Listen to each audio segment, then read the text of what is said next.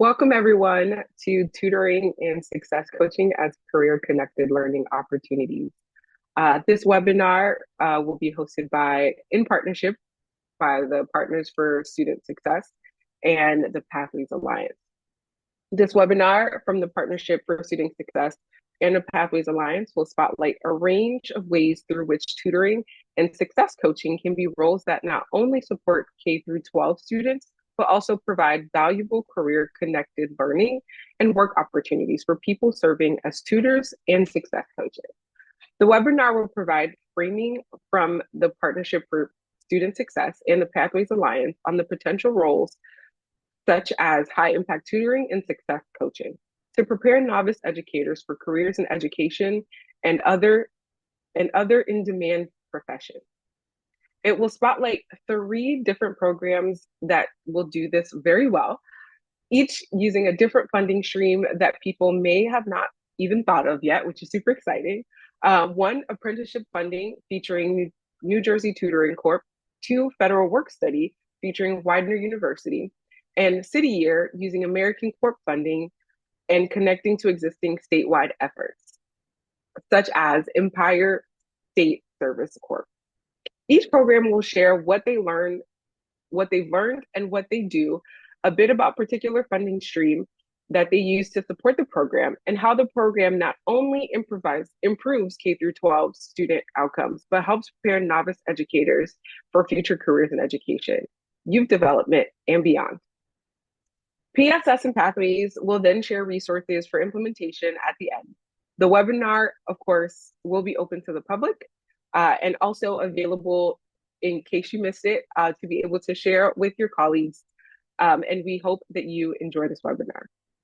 I'd like to pass it off to my colleague, Kate Cochran, who will frame a little bit of the webinar for us. Thank you so much, Sabrina, and thank you everyone for joining us today. I'm Kate Cochran, Managing Director of the Partnership for Student Success, and I'm really excited to be here and learn from 3 organizations and their efforts to implement tutoring and student success coaching in ways that not only support K-12 students, but are really career connected and powerful learning opportunities for the folks who are serving as tutors and student success coaches. A little bit about us at the Partnership for Student Success. If you don't already know us, we are a coalition of school districts, nonprofits, and higher education institutions working to expand evidence-based and people-powered supports for K-12 students nationwide. We're based at the Everyone Graduate Center at the Johns Hopkins University School of Education, and we help communities build on their existing assets to develop local partnerships between the various stakeholders locally who support children and youth. And we focus in particular on 5 evidence-based roles: tutoring, mentoring, student success coaching, post-secondary transition coaching, and wraparound and integrated student supports. And we do this first by creating enabling conditions for local collaboration between various stakeholders who support youth and communities, districts, nonprofits, higher education, state and local government, etc. Next, we lead strategic efforts to engage specific populations in jobs, volunteer opportunities, and career-connected learning experiences, providing K-12 students with evidence-based supports. And by specific populations, I mean populations like college students, high school students, older adults, and retirees, AmeriCorps members, etc. We also do a lot of work to organize working groups and solutions networks to address pervasive and important challenges that face students, schools, and communities. And we do a lot of work to facilitate collaboration, information sharing, and learning between practitioners who are charged with implementing these supports in their communities across the country.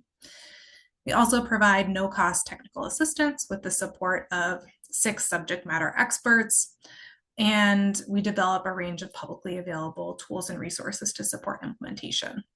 And finally, we conduct research through an annual nationally representative survey of school principals on the state of these evidence-based and people-powered student supports nationwide. So a little bit about, to kick us off, about why we care about student success coaching, why we care about tutoring. These are two evidence-based interventions that research demonstrates can have really powerful impacts on K-12 students.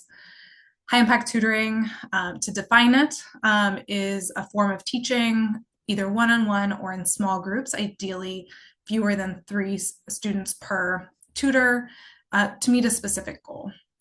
And the most effective tutoring models that we are encouraging folks to implement typically involve 3 or more tutoring sessions per week. They have a focus on creating supportive relationships between tutor and student. So a student is working with a consistent tutor over time, not a different person every time. They use formative assessments and data to monitor student learning and adjust accordingly. Impactful programs also align tutorial sessions with school curriculum to ensure that what students are learning in their tutorial sessions is aligned with what's going on in the classroom, and ensure that those materials are high quality. And finally, high quality tutoring programs also provide robust training and ongoing support for tutors, which we'll talk a little bit about later, about some strategies for that. We also know that high impact tutoring is one of the most effective academic interventions. Research demonstrates that it can add an average of 3 to 15 months of additional learning for students. And it's one of the few school-based interventions with demonstrated large positive effects on both math and reading.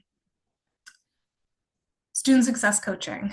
Well, this is a role that's been around for a long time. It's a role that I think may get less attention than tutoring, but is just as important.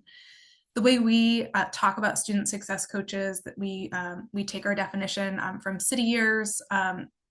These are folks who are providing integrated academic and interpersonal skill building support to students. And the work that Success Coaches does is grounded in authentic and supportive relationships that help students and schools expand the possibilities for learning and development. Student Success Coaches typically serve on teams and not only support students, but are also partnering with educators and to provide adaptive supports that benefit students, teachers, classrooms, and at the whole school level. And student success coaches also can provide an immediate source of support and capacity to schools, but also help develop pathways into teaching, which again, we'll talk a little bit about more later in the session when we hear from Jennifer from City Year. And like tutoring, student success coaching has a robust research base behind it. There's strong evidence that indicates that the success coach approach can have a positive impact on students, schools, and people who are serving as success coaches. Schools that partner with student success coaches are up to 2 to 3 times more likely to improve in English and math assessments. The more time students spend with success coaches, the more likely they are to improve on their academic and social skills when compared with students who are the farthest behind, often benefiting the most. And research also indicates that student success coaching can reduce the number of students who are off track to high school graduation. So this is why we care about these types of supports. And I know many of you joining us today are implementing these types of supports in your own communities or nationally. What we're here to talk about today is not just how can we do these supports in ways that are effective and aligned with evidence, but how can we also leverage really this win-win opportunity that is presented by tutoring and success coaching. When designed intentionally, student success coaching and tutoring can be beneficial not just to K-12 students, but also to people serving in these roles, and can be really powerful learning experiences for novice educators or early career professionals, regardless of the career trajectory that they're on, whether they want to go into professions in education or not. Additionally, to add another dimension to what we'll be talking about today, at a time when resources may be constrained, we also want to spend time today highlighting some funding sources that can be used to support this type of work. And specifically, some funding sources that you may not have considered yet. So as Sabrina outlined earlier, we'll be talking about federal work-study funding, we'll be talking about apprenticeship funding, and we'll also be talking about connecting with statewide efforts that may be beneficial to these types of programs. So with that, I'm going to turn it back to my colleague Sabrina Baptiste from the Pathways Alliance, who's going to moderate a panel where you'll hear from 3 organizations that are doing this work, either tutoring or student success coaching, and really not just providing high quality supports, but really grounding this in supportive structures for people serving in student support roles. During the panel, I really encourage you to add, you should see the Q&A feature at the bottom of your screen. I really encourage you to add questions. There will be time at the end for some Q&A. Over to you, Sabrina. Thank you. As Kate mentioned, we have a wonderful opportunity to have amazing panelists today who, again, are very, very, very, very well experts in the field and also have been doing this work for a very long time. So without them, we could not be where we are today. I'd like to introduce our first panelist, which is Marina Barnett, who is an assistant provost for civic engagement at Widener University. Catherine Bassett is the chief executive officer of the New Jersey Tutoring Corps. Ashley Binkin is chief of staff of the New Jersey Tutoring Corps. Jennifer Boyce is the vice president of student success coaching program expansion at City Year. We also do encourage participants to put questions for the panelists into the Q&A feature as they come up during the panel. I'd like to start off with Marina. Marina, as I understand it, Widener University offers a range of opportunities for college students to support your local community through off-campus employment, community-engaged learning programs, and more. Can you tell us a little bit about how your tutoring programs support college students and tutors as they explore career options and develop professionally? And how do you use federal work-study funding to do this? Hi, Sabrina. Thank you so much. It is a pleasure to be here. Thank you, everybody, for joining us. My name is Marina Barnett, and so we are located in Chester, Pennsylvania, which is about 14 miles south of Philadelphia, if anybody knows the area. And just a fantastic opportunity to partner with the Chester Upland School District to provide this program. I would definitely say that I am not an expert. I'm going to be talking about our pilot program and the work that we've been doing. My own personal background is I am a social worker. I have a certification in school social work and have worked in schools in the Detroit school district. And then when I came to this area, started doing a lot of community organizing and ended up in the provost's office. So after 30-something years of teaching, I ended up as an administrator connecting our university with our local community.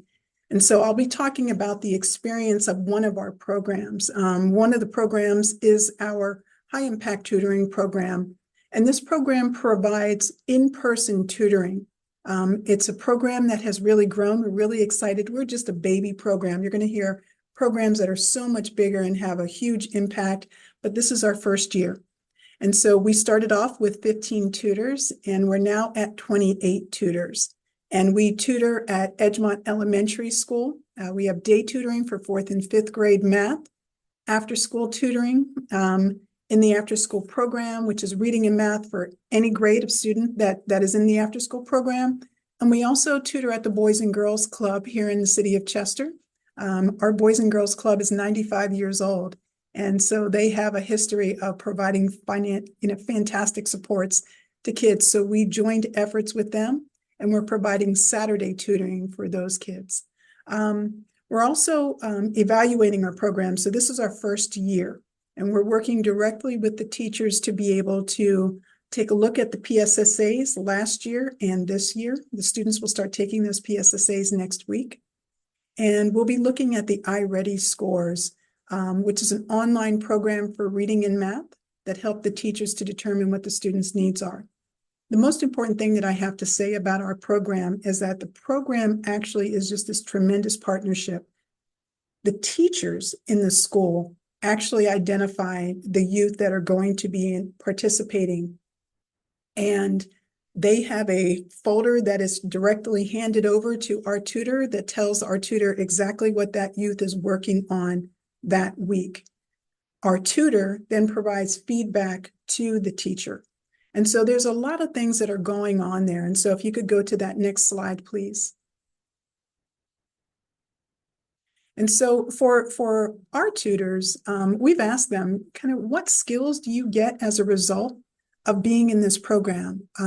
We're actually partnering up next year with our career design office to really help students to better understand how community service can benefit them in their careers. So we're going to be doing some joint programming next year.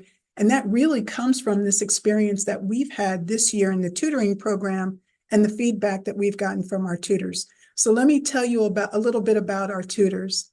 They are from every major.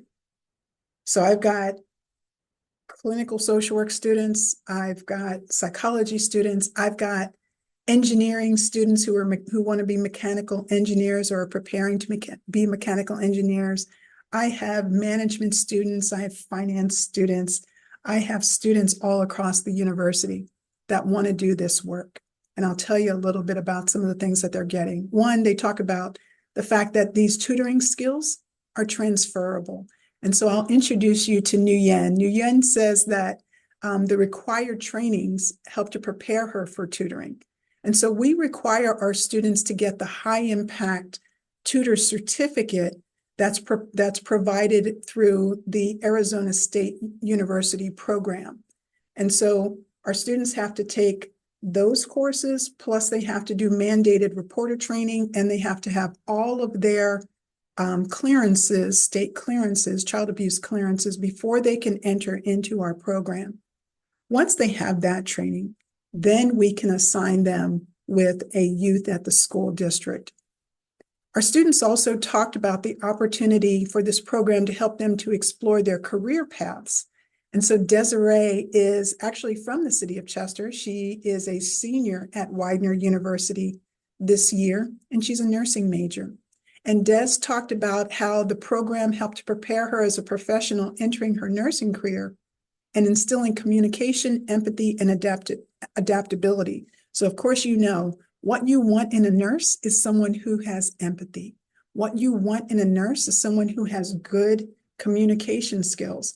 And so she never thought that by entering this program, she would be able to increase her communication skills, increase her empathy. She would have thought that those things came through maybe her classroom experiences or some other experiences. But she really honed those skills in our program. It helps students to find purpose and a sense of community.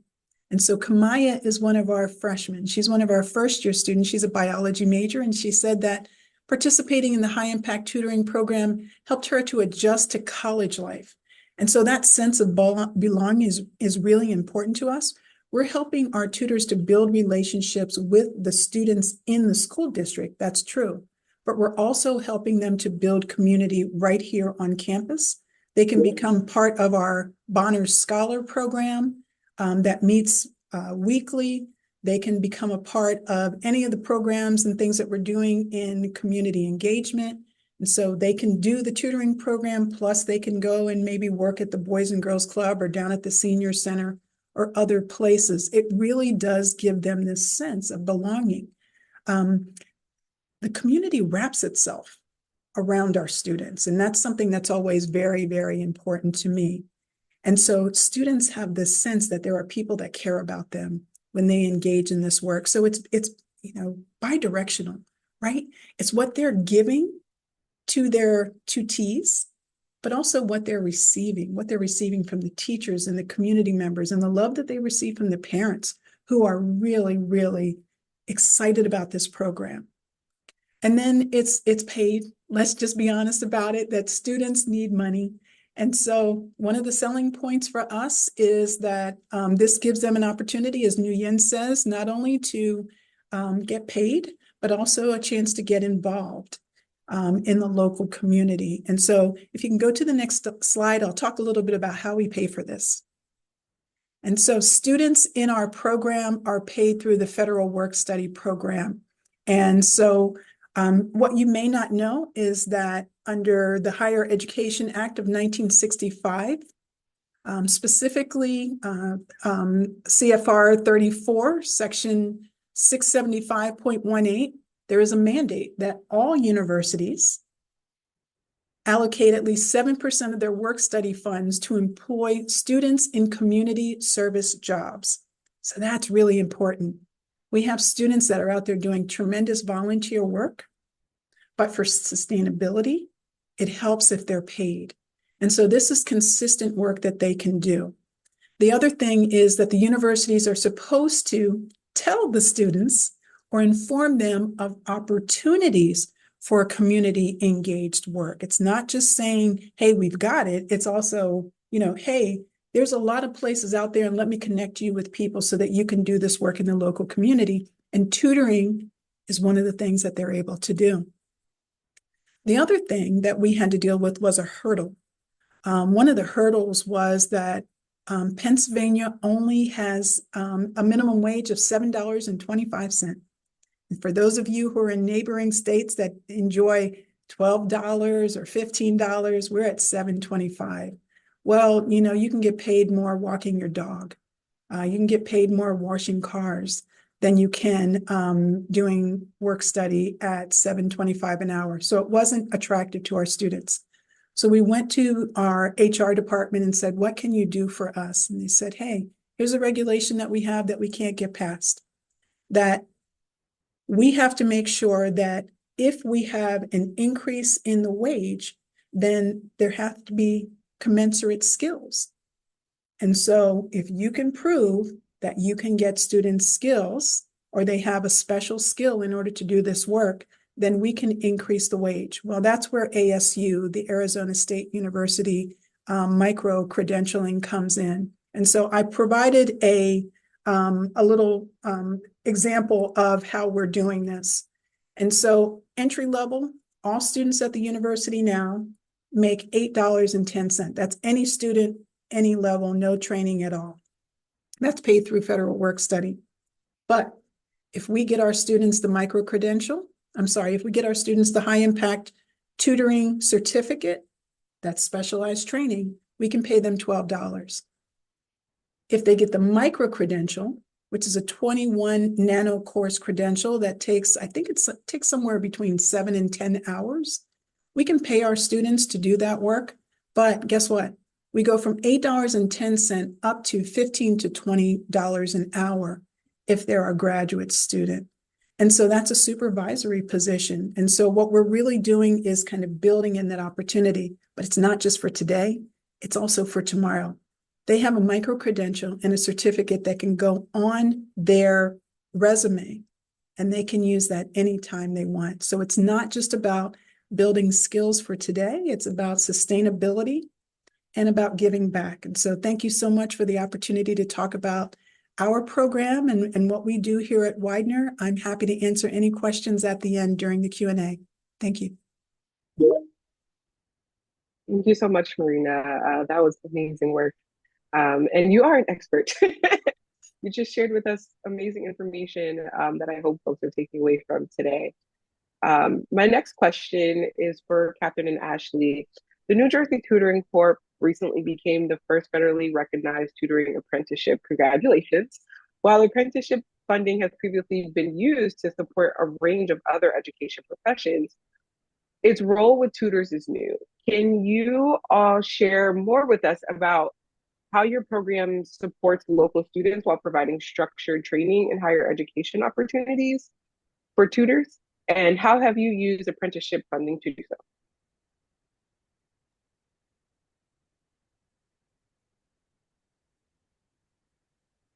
Sorry about that. Thank you so much, Sabrina. It is a pleasure to be here. We appreciate the opportunity to share. This is a little bit of information about our program before we get into the apprenticeship work. I'm not going to walk you through things that are self-explanatory, but I would like to share that we serve scholars who are typically far behind their peers at the state and national levels, 2, 3, 4 grade levels behind in math and in literacy, in grades kindergarten through 8. Many of the things that were just shared about the Widener program are also true in our program. We too use iReady. We also use a platform called Tutor with Pearl that allows us to take attendance and also to take mini surveys of our scholars. We refer to our students as scholars and our tutors at the end of every single tutoring session. We have 3 program models embedded during the school day, which 87% of our district partners choose. After school, and after school is attractive to those school district partners and CMOs that don't have the space to allow us in their schedule or physical space to do embedded school day tutoring. And then our summer program. And our summer program also includes our community partners, our Boys and Girls Clubs.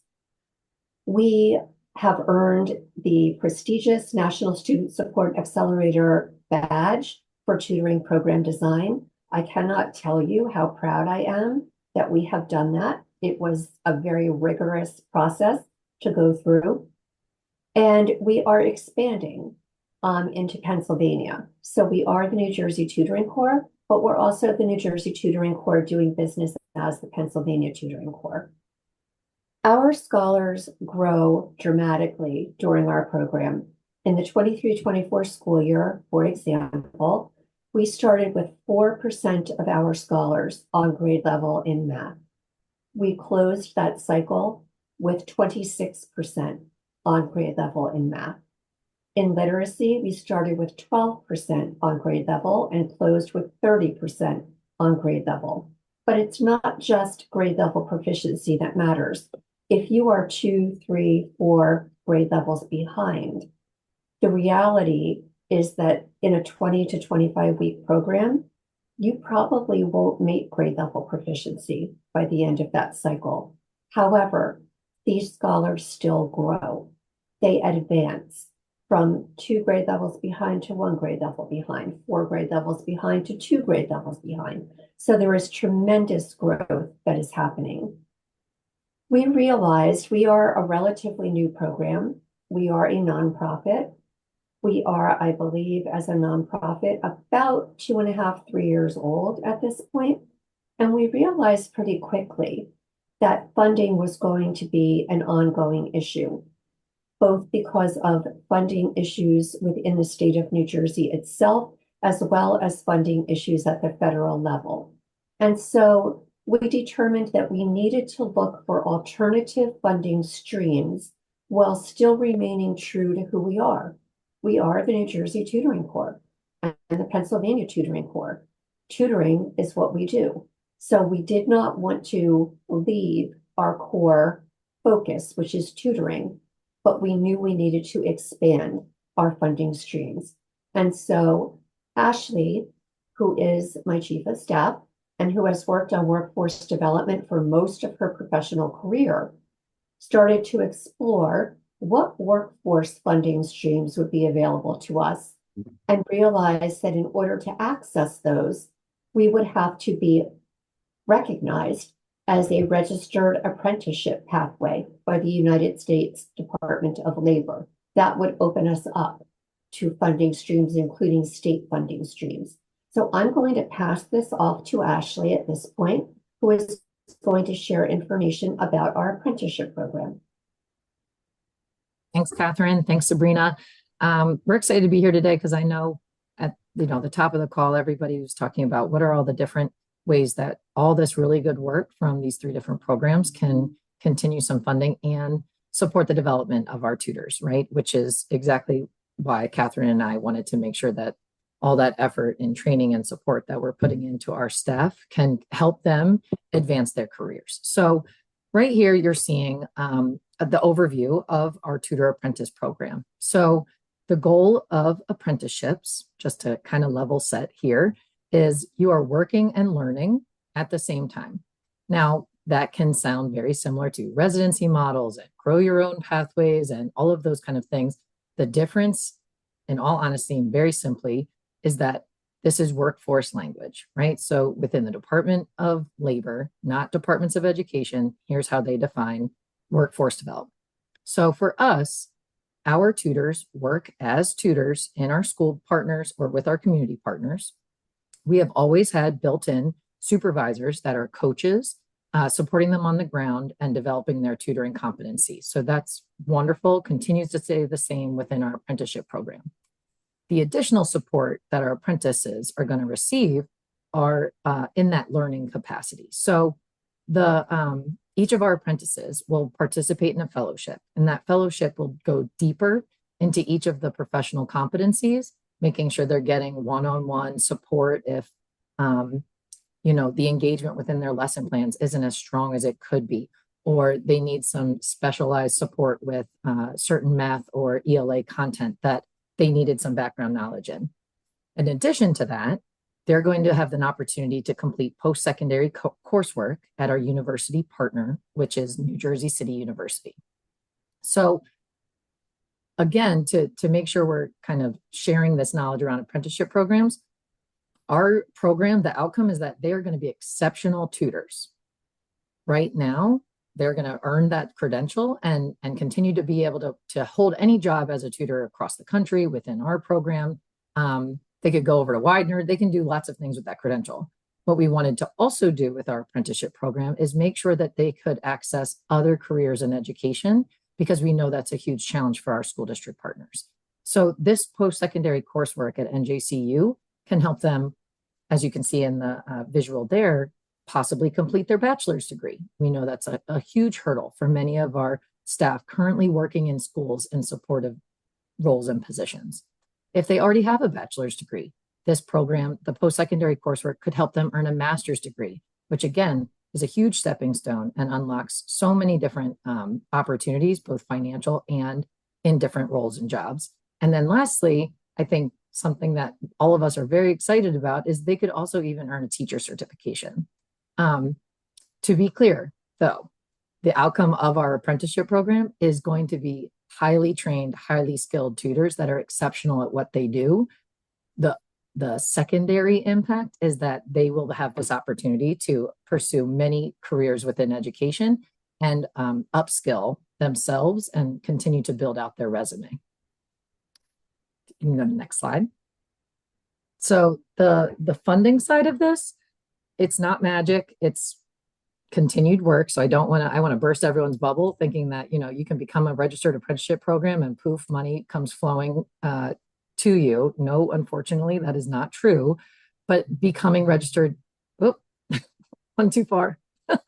Becoming registered is the first step.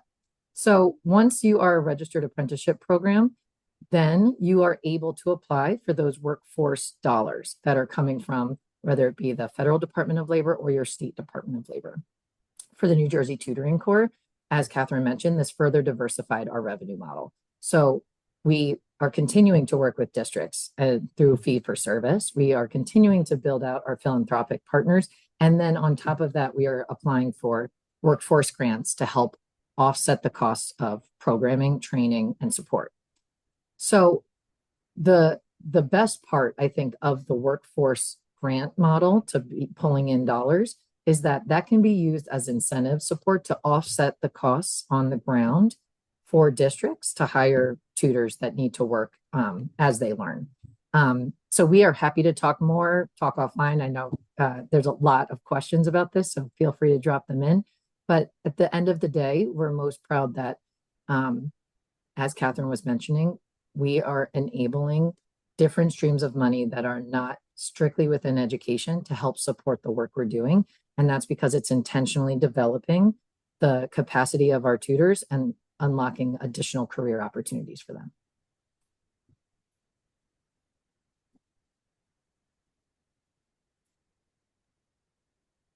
Thank you for sharing, Ashley and Catherine. Next, we'd like to hear from Jennifer. Jennifer, we know that City Year has supported students directly in classrooms across the country for years. More recently, we have been interested to learn about City Year's work to bring success coaching models to more communities who may not engage in City Year Corps members. Often through state level collaborations, can you share more about that with us, about how City Year is working with statewide initiatives like the Empire State Service Corps in New York to both support local student needs while also providing robust training and credit for service opportunities for young people serving as success coaches? Yeah, thank you, Sabrina. Happy to be here as well. Happy to be here with such great organizations doing such great work.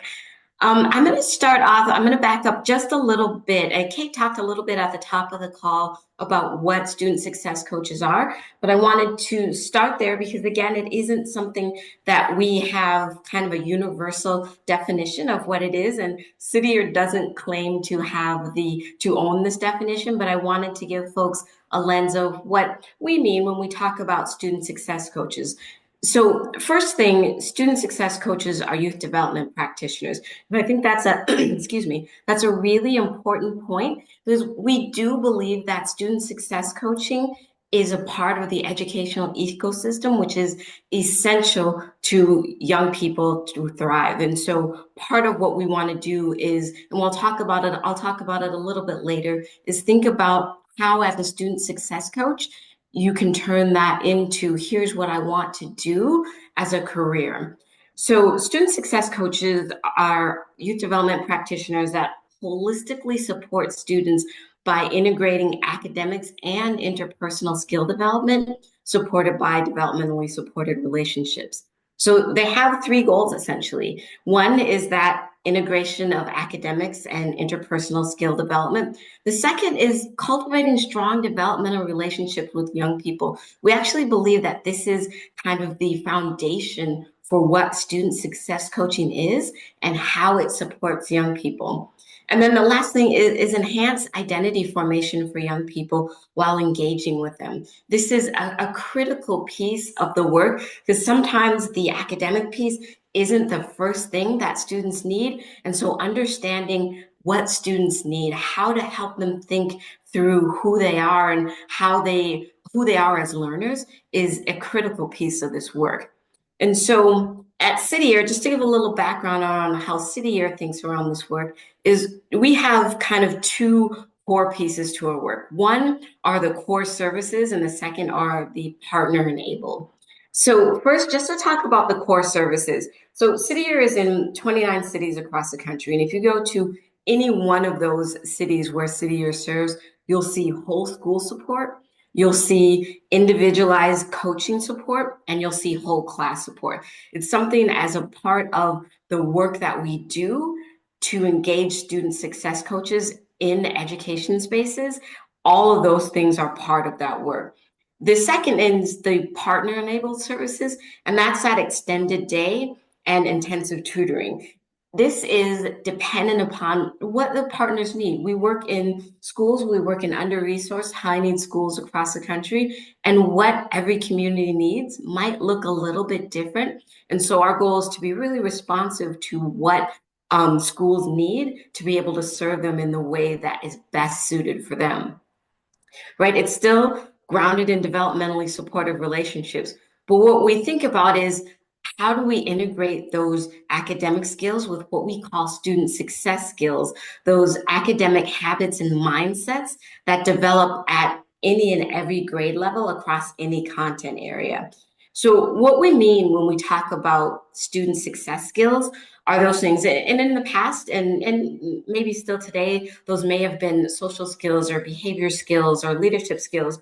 What we have defined student success coaches or student success skills, as communication and leadership, self-management and learning strategies, analytical thinking and problem solving, collaboration and teamwork, and confidence and personal growth.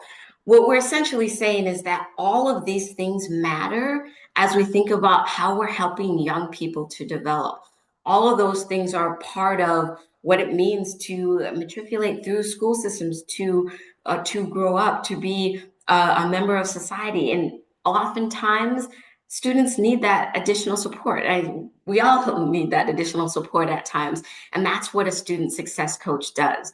But a really key thing around this is we're thinking about this as developing durable skills. And for those of you who may be familiar with what Research America Succeeds has done, I really love their definition. They talk about durable skills are a combination of how we use what we know. So those skills like critical thinking, communication, collaboration, creativity, as well as those skills like fortitude, growth mindset, and leadership development. Those are all critical things. But the thing that I want to emphasize is when we think about student success coaching, we think about it from the lens of, yes, of course, how do we support young people and students in their skill development, but also that same durable skills and those student success skills we want to think about and developing in our student success coaches. Because again, part of what we want to do is to help young people in think about why are these things important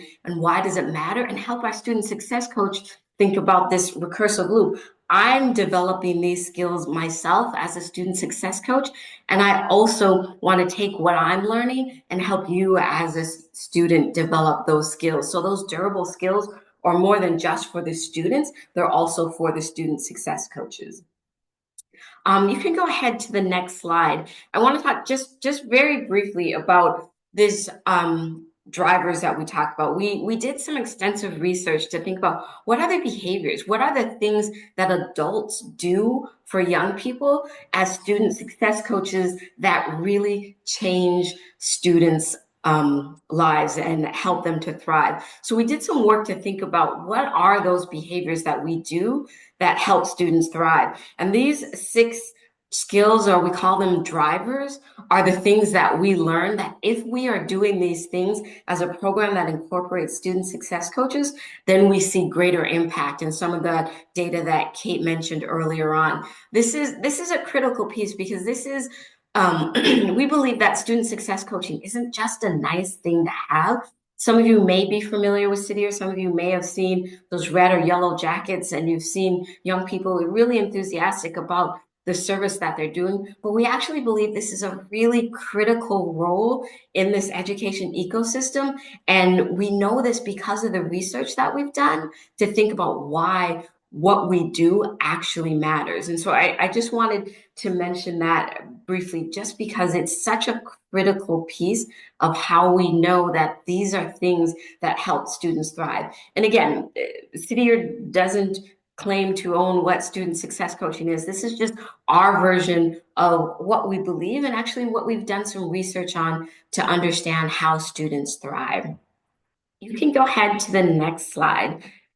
So when we're thinking about what do we want to do and how do we want to expand this work, we started thinking about how do we serve more students? How do we serve more communities? So we've done a couple of things, and I wanted to share a little bit about some initial work, pilot work we did in California. So we have 3 city sites in California, in San Jose, in LA, and in Sacramento. And so what we wanted to do was say, can we take what we've learned and can we bring in other organizations to think about how they can also do the student success coach working? So we were able to exponentially increase the number of students we are serving by tapping into some of the ideas and some of the goals of statewide initiatives. And so California Volunteers has been an amazing partner to think about how can we utilize some of the AmeriCorps work to think about student success coaching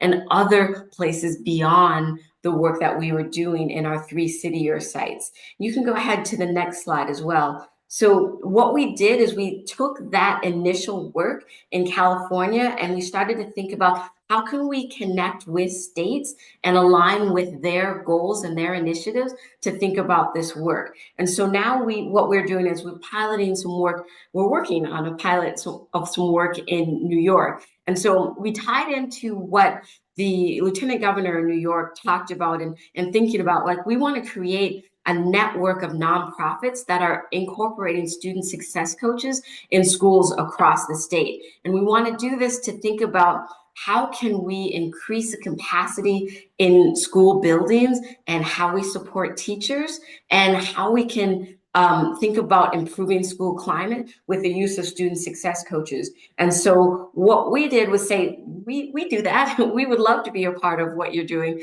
And so tapping into that work.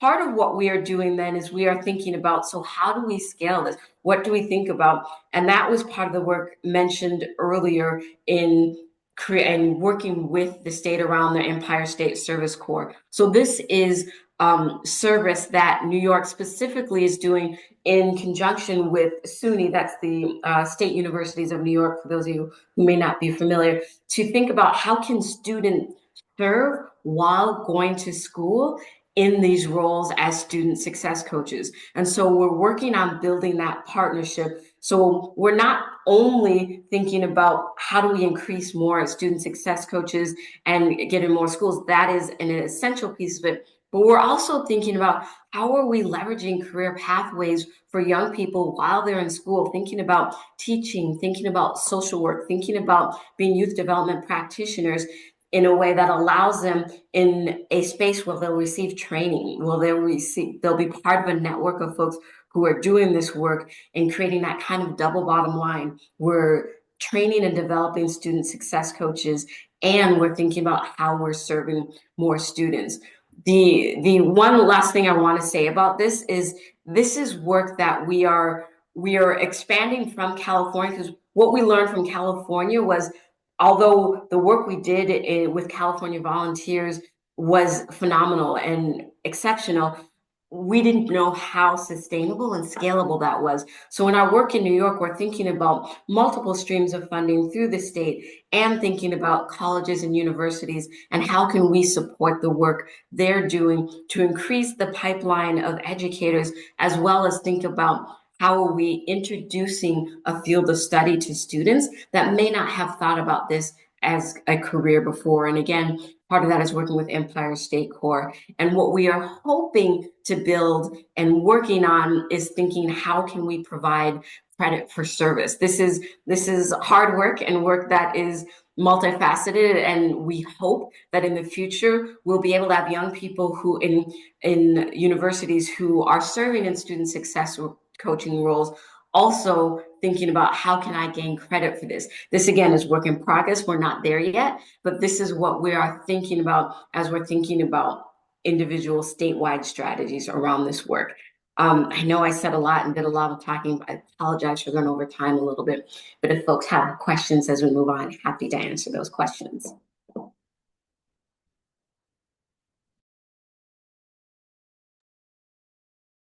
Thank you so much, Jennifer, for sharing. We do have a question for all of our panelists, and for others in the room who are looking to better connect through tutoring or success coaching programs to career development opportunities for novice educators or other early career professionals. What is one piece of advice that you all would have for them?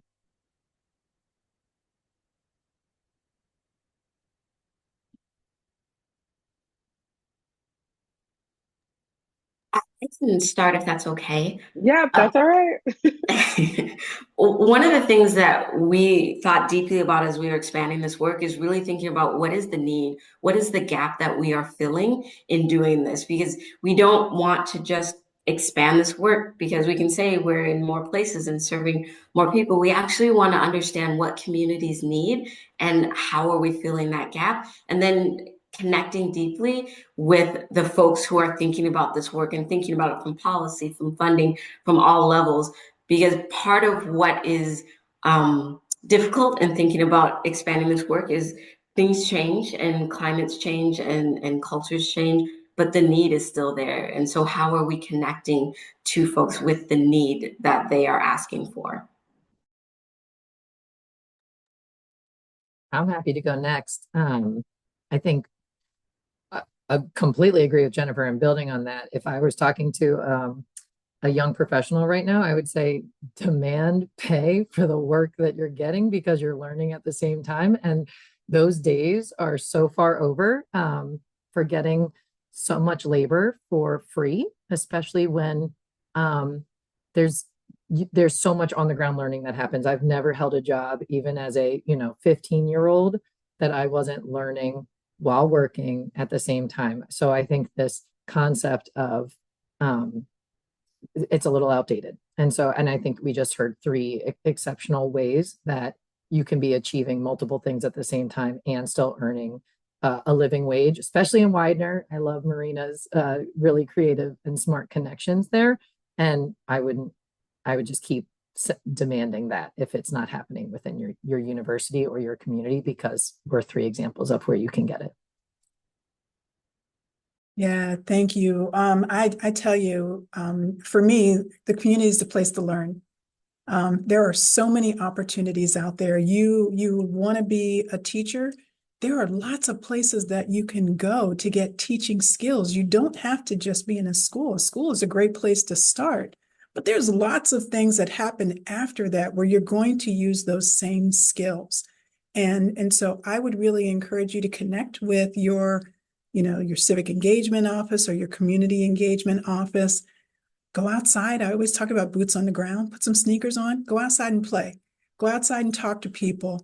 Ask them about what they do. Find people who are doing the exact job that you want and shadow them. Ask them, can I do some service for you? Can I volunteer here? Is there any way that I can connect with what you're doing so I can learn about it? And then, just as Ashley was saying, get paid for it. So go back and say, hey, I found this great community placement. It's wonderful. Can I use my work study for that? And just ask those questions. And I'll just piggyback on what everybody else has said. Being able to earn a decent wage, and Marina, I really felt for you when you were talking about the obstacles that you have to face in order to be able to pay a decent wage. At New Jersey Tutoring Corps, we pay $30 an hour for non-certified teacher tutors and $40 an hour for our coaches, site coordinators, and certified teacher tutors.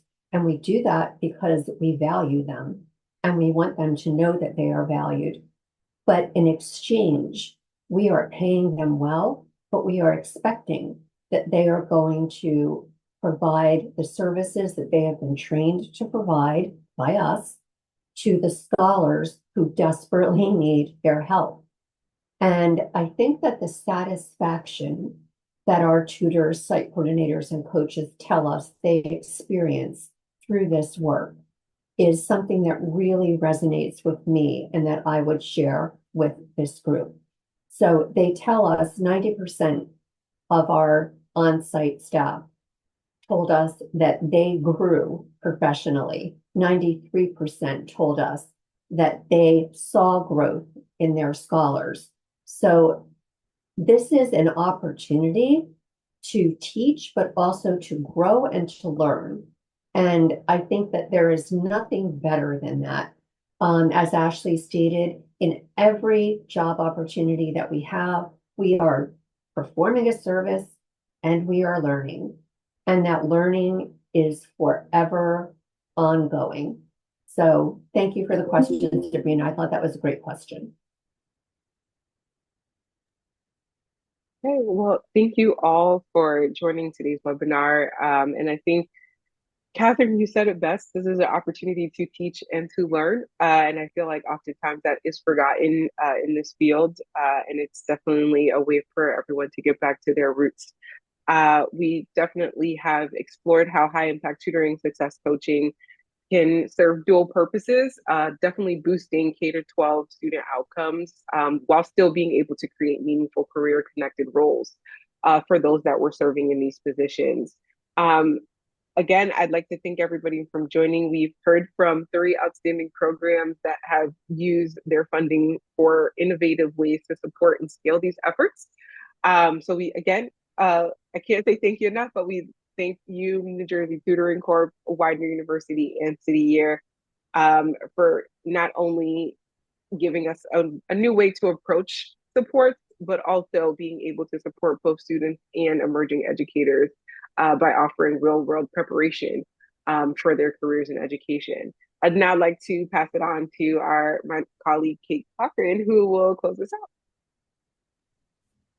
Thanks so much, Sabrina, and thank you so much to each of our panelists. I knew each of your programs, so I feel like I learned a lot today, and I'm really glad that we've been able to share your knowledge and expertise with folks on the webinar. In our last couple of minutes, I did want to share out a handful of resources to support implementation. We will send a follow-up email after this webinar with the recording, as well as links to each of these resources.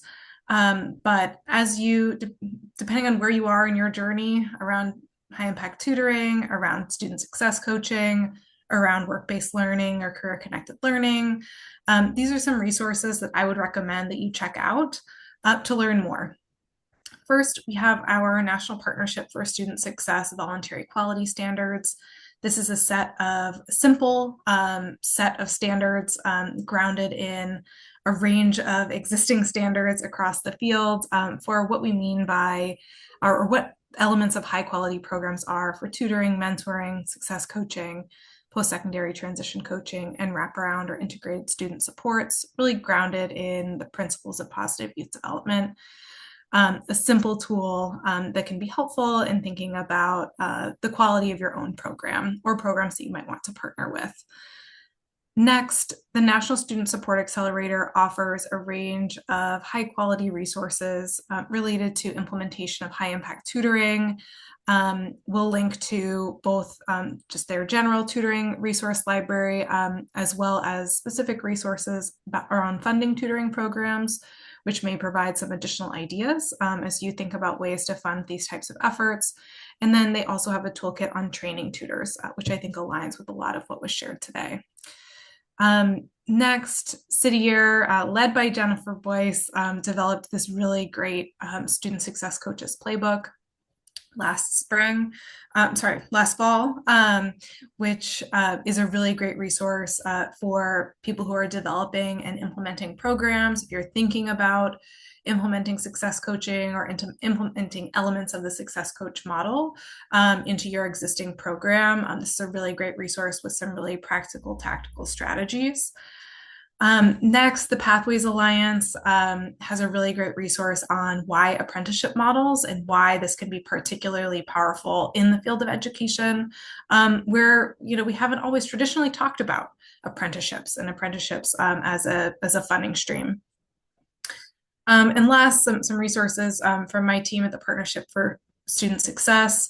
We have 2 toolkits on federal work study.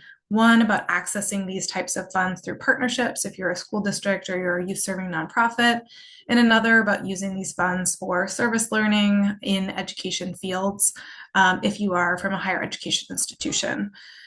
We also offer free technical assistance from the Partnership for Student Success through 6 subject matter expert organizations, including City Year, and offer a range of peer-to-peer learning communities and working groups where we bring practitioners together to talk through shared challenges and work toward common solutions. So if that's something that's of interest to you, all of our supports are at no cost. Definitely encourage you to check out our website. And again, we'll share all of this through the follow-up email, which we'll send out next week. And with that, I really, again, want to thank our panelists, want to thank my collaborator, Sabrina, and the Pathways Alliance for co-planning this webinar, and want to thank you all for taking time out of what I know are busy days for all of us working in education and youth development and supporting students. So really appreciate you all and look forward to continuing this work. Thank you.